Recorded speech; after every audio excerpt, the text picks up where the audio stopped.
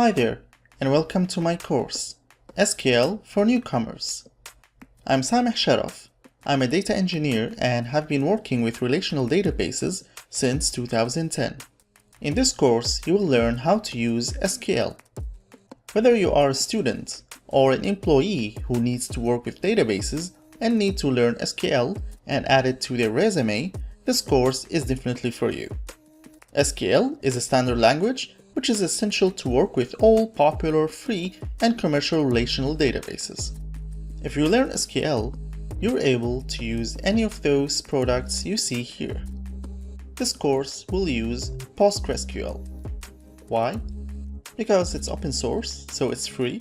It proved to have the best quality performance comparing to other open source relational databases available, and it has good documentation with great explanation for each keyword and function in SQL. If you need to learn more by yourself after this course, it will be quite useful. Okay, without further ado, let's start and hope you enjoy the journey.